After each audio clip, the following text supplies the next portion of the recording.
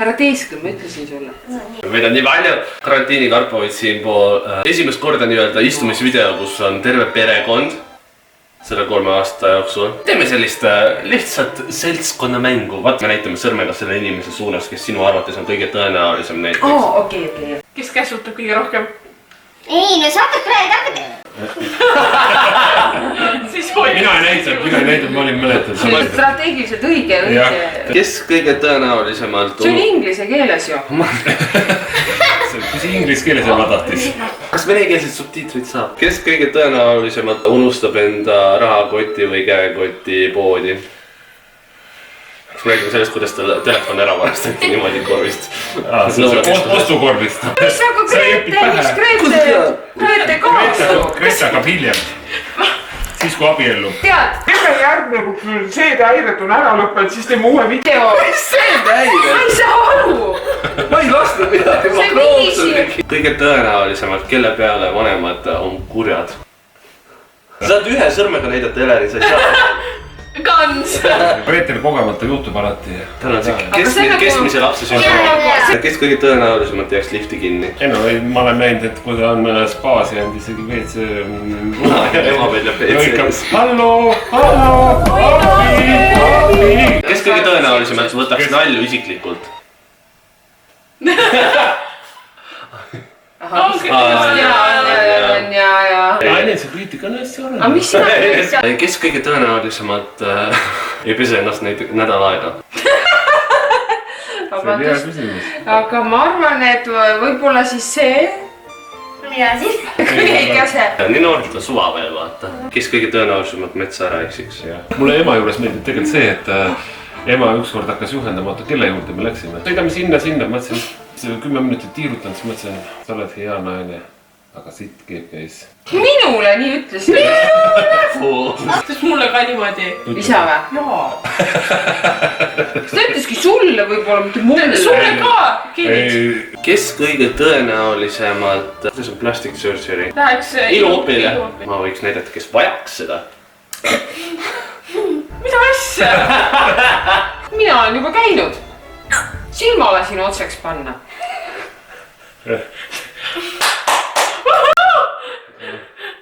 Kas sina mäletad, su ema vaatas kogu viltu? Ma mäletan Spikerdas nii tunnis.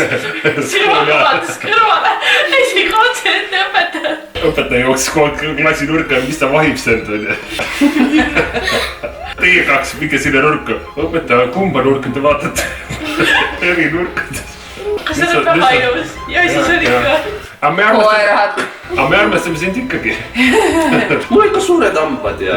Ja mul ka. Mul ette ulas. Kõigil on midagi viga olnud. Kes kõige tõenäolisemalt läheks liikluses kaklema? Ema läheks mida. Nagu jobun. Kes kõige tõenäolisemalt läheks väiksed lapsed nutma? Ose, miks?